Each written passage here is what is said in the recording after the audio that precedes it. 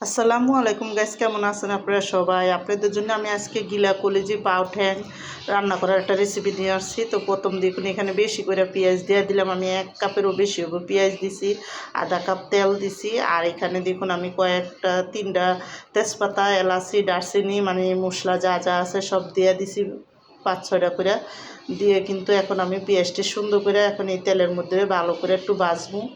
তো পেঁয়াজটা একটু হালকা লাল লাল করে ভাজা নেবো। আর এখানে দেখুন আমি গিলা কলিজির জন্য 5 চামচ আদা রসুন বাটা দিলাম, 1 চামচ লবণ দিলাম, 1.5 চামচ ধনিয়ার গুঁড়া, 1 চামচ হলুদের গুঁড়া, 1.5 চামচ মরিচের গুঁড়া। আর এখানে আমি একটা মুরগির মশলার গুঁড়া দিয়ে দিলাম। দিয়ে কিন্তু এখন আমি দেখুন এখানে সুন্দর মতন পানি দিয়ে দিব। পানিটা দিয়ে ভালো করে মশলাটারে কষামো। আর মশলাটা যত ভালো করে কষা নেব তারপরে কিন্তু আমি এখানে মুরগির গিলা কলিজি দিয়ে দিব।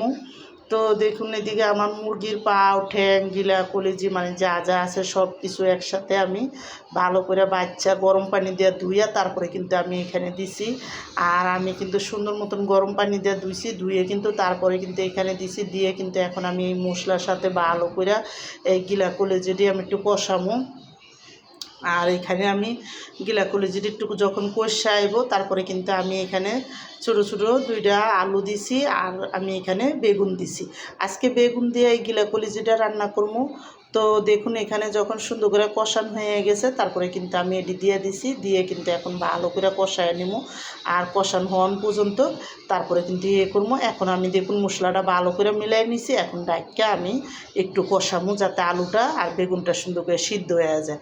তো আমার এই গিলা কলিজি বেগুন আলু দিয়ে রান্নার রেসিপিটা যাদের পছন্দ তারা লাইক সাবস্ক্রাইব দিয়েন, প্লিজ আমার ভিডিওটা বেশি বেশি শেয়ার করে দিয়েন আর সাবস্ক্রাইব করে দিয়েন। আর এইভাবে দেশি ফার্মের মুরগি হোক আর দেশি হোক যেটাই হোক ওই দুনো মুরগির কিন্তু আপনি গিলা কলিজিটা কিন্তু এরকম বেগুন আর আলু দিয়ে রান্না করলে কিন্তু অনেকই মজা লাগে। তো সবাই একবার হইলেও রান্না করে খেয়ে দেখেন। আমার কিন্তু এদিকে দেখুন সুন্দর মতন কষানো হয়ে গেছে গা, আমি লাড়া দিয়ে দিছি আরেকবার, লাড়া দিয়ে আরেকবারও দেখুন এখন আমি উঠায় লাড়া দিছি। আর এদিকে আমি কিন্তু একটু গরম পানি দিয়ে দিলাম। তো গরম পানিটা দিয়ে এখন ভালো মতন মশলাটা কষায়া নিছি। এখন মশলাটা ভালো করে মিলাই দিছি সুন্দর মতন দিয়ে, কিন্তু যাতে কোনো ধরনের মশলা না থাকে দিয়ে তারপরে লাড়াচাড়া দিয়ে এখন আমি ডাইকা এই গিলা কলিজিটা রান্না করবো। আর যখন হয়ে আইছে তখন দেখুন আমি এখানে তেজপাতা দিয়ে আমি এখানে 5-6টা কাঁচামরিচ দিয়ে দিলাম। আর 2 চামচের মতো নেব আমি এখানে জিরার ফাঁকি দিয়ে দিলাম, আর 1 চামচ গরম মশলার ফাঁকি।